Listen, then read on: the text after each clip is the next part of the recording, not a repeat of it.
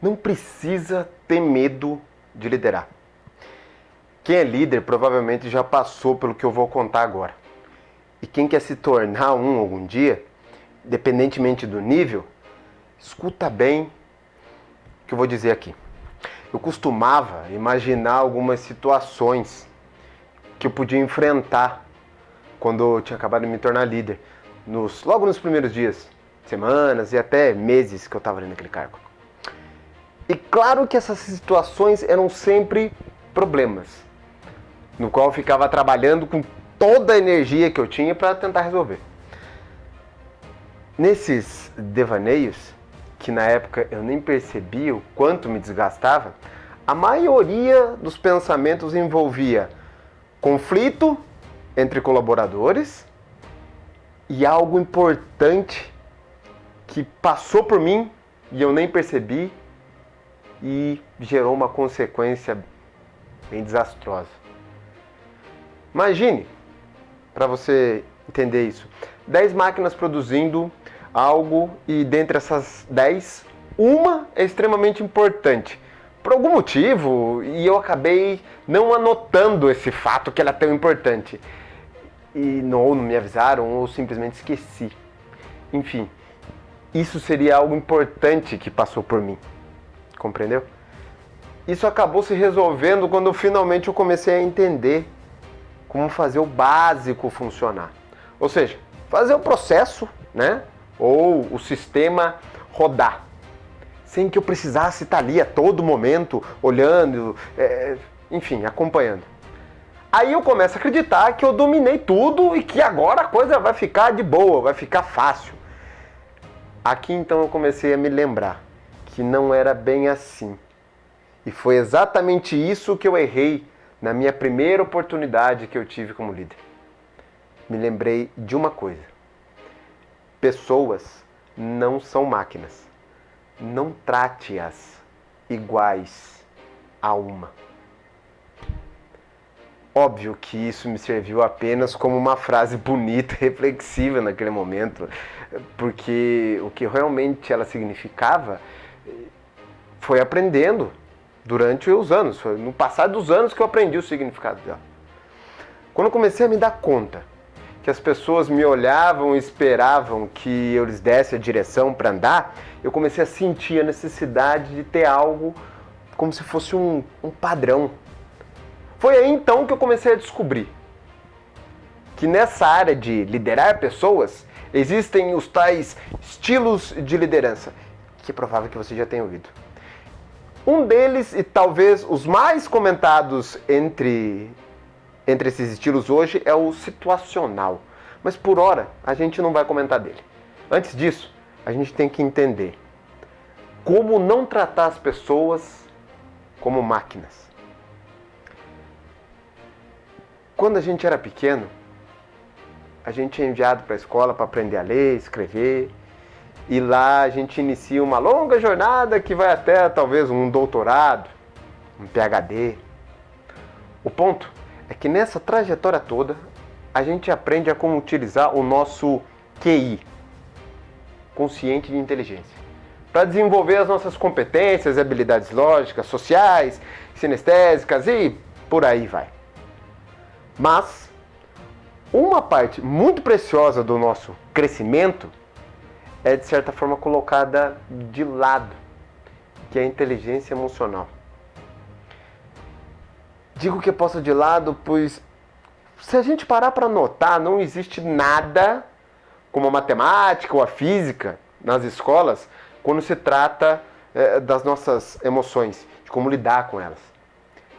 E você pode até estar pensando ou imaginando que isso é um dever dos pais ou daqueles que são responsáveis pelas crianças. Em resposta a isso, eu faço uma outra pergunta. E se essa pessoa que está ensinando, ou pelo menos carrega esse dever, também não foi ensinada a como fazer isso? Assim como a gente tem nossa inteligência lógica, a gente também tem a nossa inteligência emocional.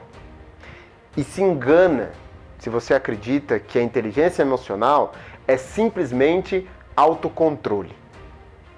Enfim, a inteligência emocional ela é estudada por um dos mais famosos psicólogos do mundo, formado em Harvard, e que a propósito também é PhD. O nome dele é Daniel Goleman. Caso se interesse em entender mais profundamente a seriedade do assunto e quanto isso impacta no desenvolvimento de equipes de alta performance. O que vem a ser então a inteligência emocional, se não apenas controle das suas emoções como raiva, ódio, alegria, entusiasmo e etc. A inteligência emocional, ela se trata da compreensão de nós mesmos quanto às questões do que sentimos.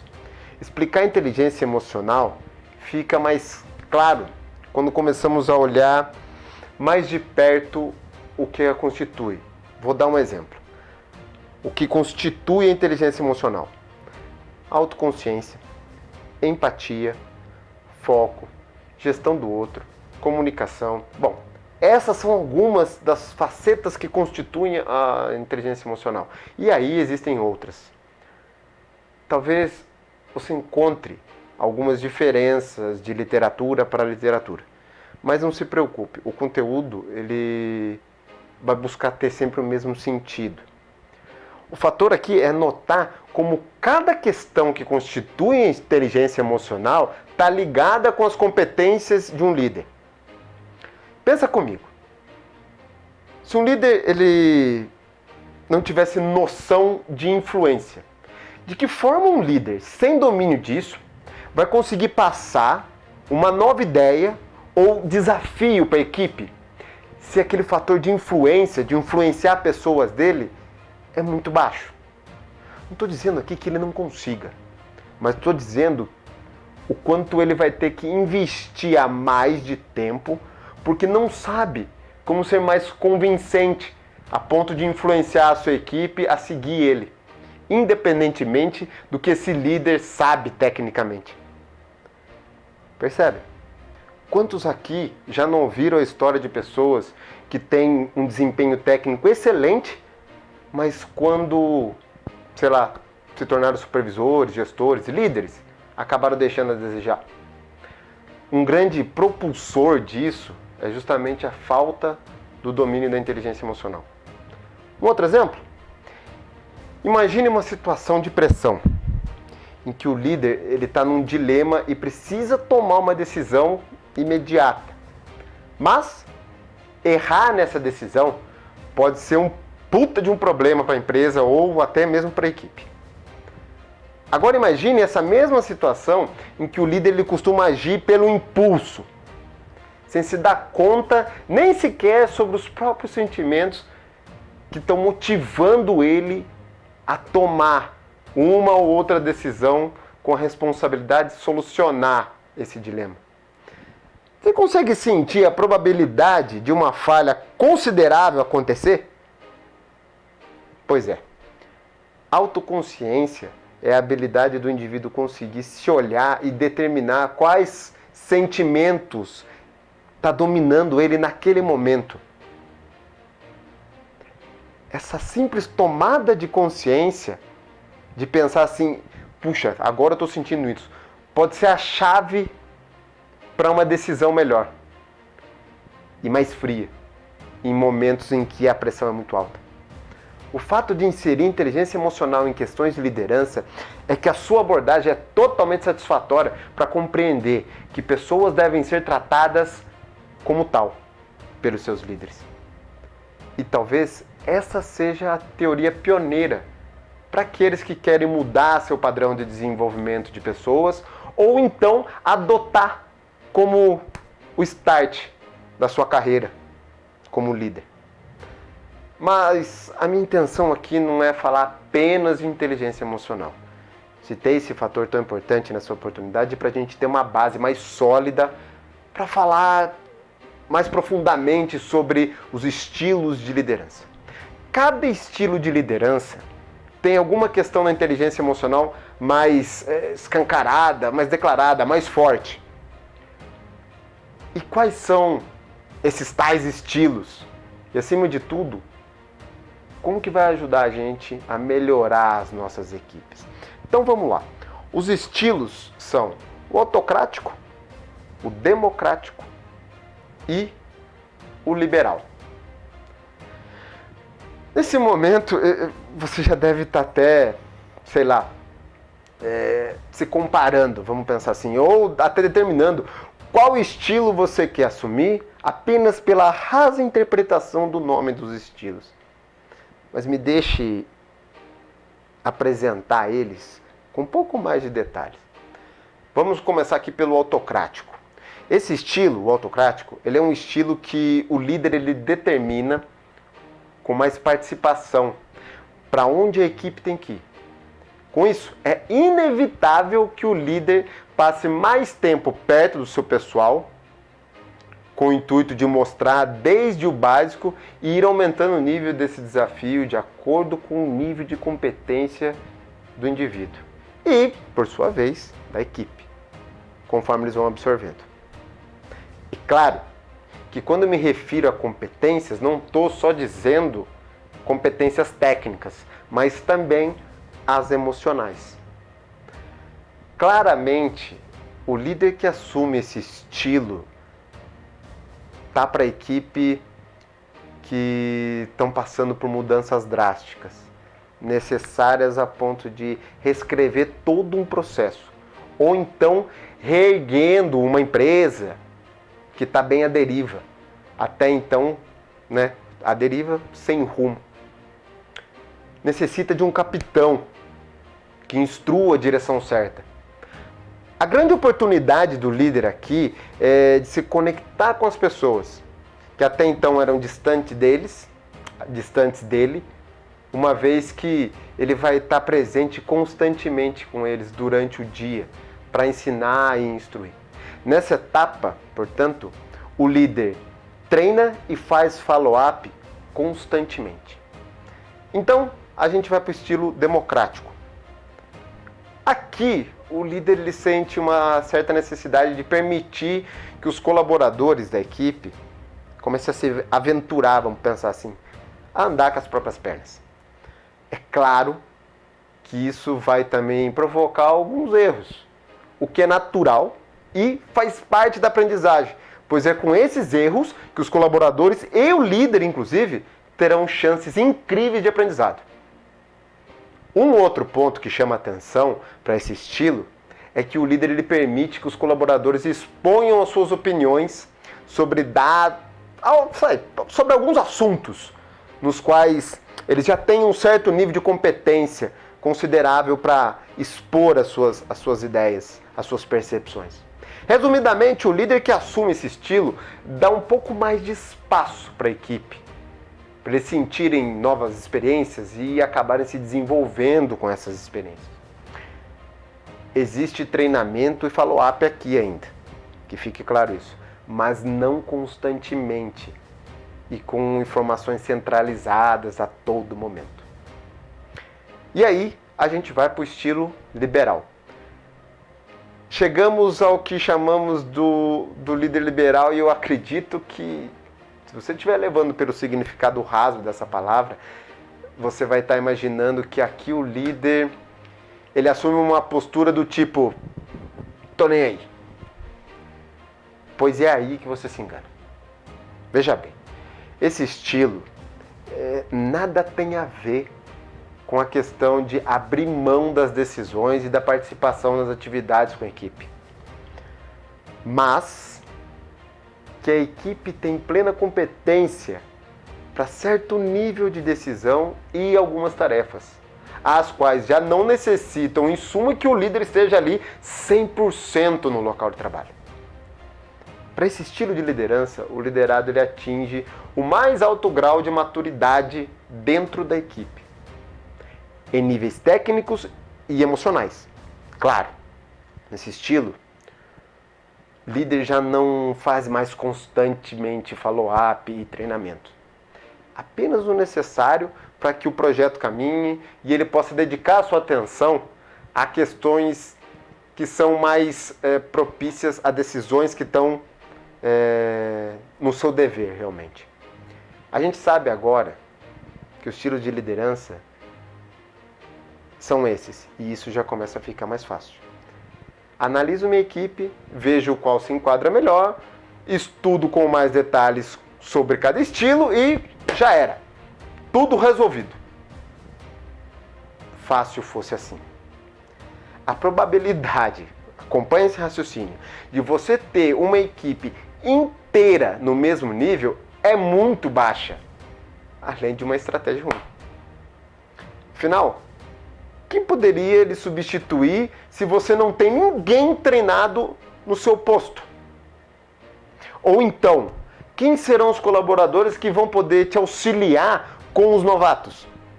Enfim, acho que agora você já entendeu que não é tão fácil assim. E o que a gente pode fazer a respeito disso? Ou melhor, como que eu vou escolher o estilo? Simples, você não escolhe nenhum.